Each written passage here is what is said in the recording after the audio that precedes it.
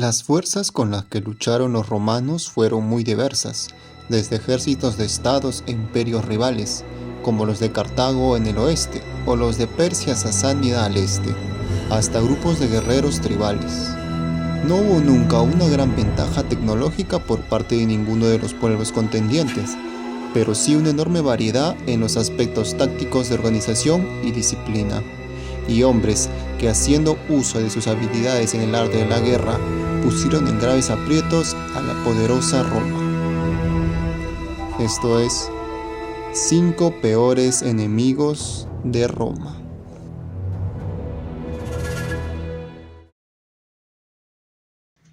Aníbal. Aníbal tenía solo 9 años cuando su padre le hizo jurar por el odio eterno a Roma. Después de la muerte de su sucesor de Amílcar, Asdrúbal Janto, Aníbal fue elegido general del ejército y gobernador de Hispania. El joven general se propuso terminar la obra truncada de su padre y aniquilar a Roma. Después de la toma de Sagunto, dio inicio a la Segunda Guerra Púnica.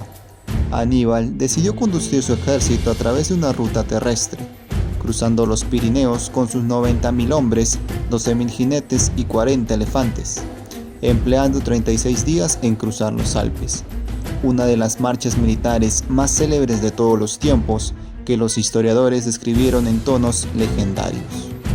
Ya en la península itálica, Aníbal hizo uso de sus talentos como estratega, venciendo sucesivamente a los romanos en las batallas de Tesino, Trebia y Trasímene.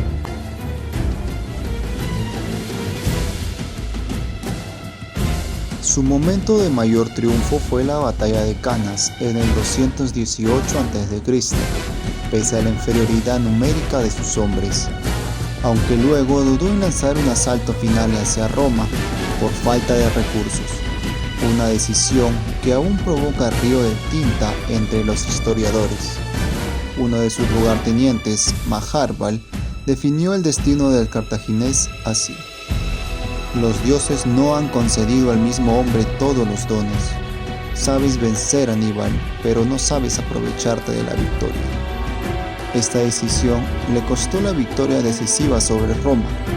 Esta se levantó y al mando de Escipión el Africano es derrotado en Sama en el 202 a.C. Espartaco, el líder de los esclavos. Su condición de caudillo rebelde contra la poderosa oligarquía de Roma lo han convertido en un ícono de la lucha contra la opresión.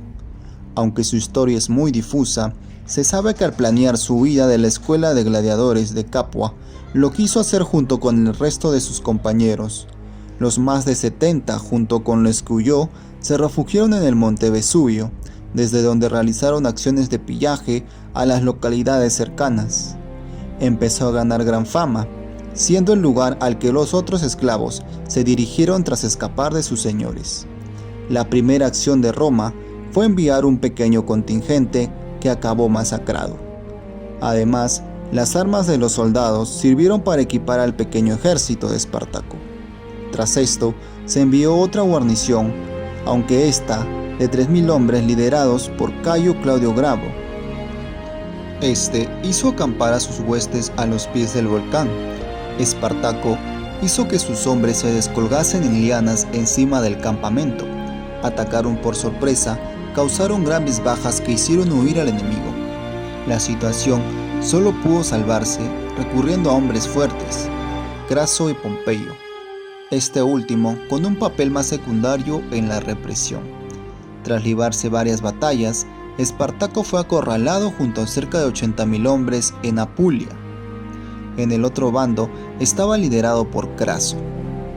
Antes de la batalla, Espartaco sacrificó a su caballo, diciendo lo siguiente: la victoria me dará bastantes caballos de entre los enemigos, y si soy derrotado, ya no lo necesitaré.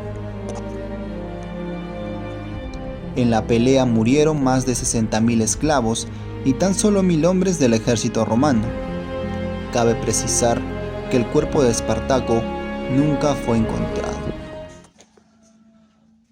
Pirro, el águila de Épiro.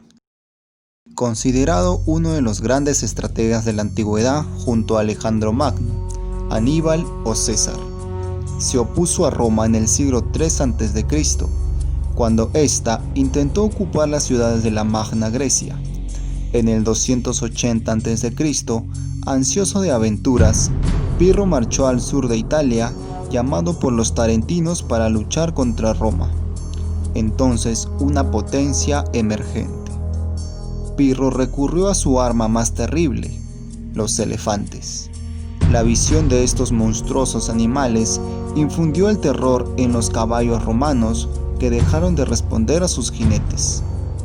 Como vencedor, Pirro dictó a los romanos unas condiciones de rendición que garanticen la independencia de las ciudades griegas, pero el Senado, Apio Claudio el Ciego, exhortó a sus ciudadanos a rechazarlo. En respuesta, Pirro dirigió sus fuerzas contra Roma. Pirro acudió y venció a las legiones en 2 ocasiones, en las batallas de Heraclea y la batalla de Asculum, donde el uso de sus elefantes fue vital en sus victorias, pero a un coste terrible entre sus soldados. Respondiendo otra vez a la llamada de los tarentinos, Pirro volvió a enfrentarse a Roma, aunque esta vez los efectivos romanos le superaban. Así, cuando más le convenía planificar con cautela sus movimientos, su ardoroso ánimo le llevó a encararse contra ellos en la funesta batalla de Benevento, en el 275 a.C., en la que fue definitivamente derrotado. La expresión victoria pírrica proviene de sus costosos triunfos, como él mismo dijo: otra victoria sí, y estoy perdido. Mitrídates VI de Ponto, el último gran rey helenístico, soñó con emular a Alejandro Magno, desafiando el poder romano en Asia Menor y Grecia, en el siglo I a.C. El monarca encontró una potencia dividida por el conflicto entre optimates y populares, y con desafíos entre otros frentes. Tras conquistar el oeste de la península de Anatolia en el 88 a.C., Mitrídates VI atacó la provincia de Asia y ordenó la matanza de alrededor de 100.000 ciudadanos romanos que ahí vivían, entre hombres, mujeres y niños. A continuación, penetró en el este de Grecia e incitó a los griegos a sublevarse contra Roma. Tales acciones trajo como consecuencia la ira de Roma. Tras la primera guerra mitridática entre el año 88 y el año 84 a.C., Lucio Cornelio Cilia venció a Mitrídates en las batallas de Queronia y Orcomeno, y lo expulsó de Grecia. Derrotado por Lucio Cornelio Cilia y Flavio Fimbria y abandonado por los griegos, se vio obligado a firmar la paz de Dárdano, por la que le cedía a Roma los territorios conquistados y la flota y pagaba una indemnización. Mitrídates reagrupó a sus fuerzas y cuando Roma quiso anexionarse Bitinia, atacó con un ejército aún mayor, llevando a la Segunda Guerra Mitridática entre los años 83 y 81 a.C. Se reinició la guerra. Mitrídates volvió a ser derrotado, esta vez por Licinio Lúculo, y sus dominios quedaron reducidos al reino del Bósforo. Finalmente, cuando intentaba reconstruir su reino, fue derrotado por Pompeyo en el Éufrates. Su hijo Farnaces se sublevó contra él y Mitrídates hizo que le diera muerte uno de sus soldados, cuando no le hizo efecto el veneno que había tomado. Cleopatra VII, la reina del Nilo. Pese al mito, Plutarco dijo que ella no se podía decir que tuviera una belleza extraordinaria, ni que uno quedara impresionado nada más verla, pero sedujo a 2 de los hombres más poderosos de Roma.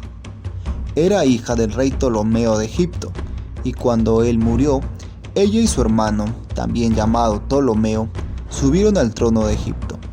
Cuando Ptolomeo cumplió los 15 años, tomó el poder y exilió a su hermana. Cleopatra entonces intentó crear un ejército para derrocar a su hermano y recuperar el trono de Egipto, pero fue incapaz de reclutar tropas hasta que llegó a Alejandría y se reunió con Julio César. Él apoyó su causa y le brindó sus ejércitos. matando a su hermano en una batalla y dándole el trono de Egipto a ella. En el año 41 a.C., el general romano Marco Antonio la convocó para una reunión. Allí ambos se enamoraron y vivieron juntos durante un tiempo, hasta que Marco Antonio tuvo que marcharse para ocuparse de sus obligaciones en Roma. En el año 34 a.C., Cleopatra anunció la división del antiguo imperio de Alejandro Magno entre ella y sus hijos, mientras Marco Antonio seguía luchando en Oriente. Se inmiscuyó en la guerra entre Octavio y Marco Antonio porque sabía que apoyando al vencedor era la única manera de salvar a Egipto. Apoyó a Marco Antonio, quien controlaba las provincias orientales dentro del segundo triunvirato. En Roma, temían que ella dominara Oriente y lanzara una campaña para acabar dominando todo el Mediterráneo. Octavio, que por entonces gobernaba de Roma, declaró la guerra a Marco Antonio y a Cleopatra, derrotándolos decisivamente en la batalla naval de Accio. Al correr el rumor de que Cleopatra había muerto, Marco Antonio decidió suicidarse. Octavio consiguió llegar a Egipto después de la muerte de Marco Antonio y se reunió con Cleopatra, a quien le aseguró que no haría daño a ninguno de sus hijos si ella marchaba hacia Roma. Ella accedió, pero después de que su hijo fuera asesinado por los soldados romanos a traición, decidió dejarse picar por una aspid, una serpiente venenosa, y morir envenenada, para no darle el triunfo a sus enemigos romanos, en el año 30 a.C. Después de su muerte, Egipto pasará a ser gobernado por los romanos.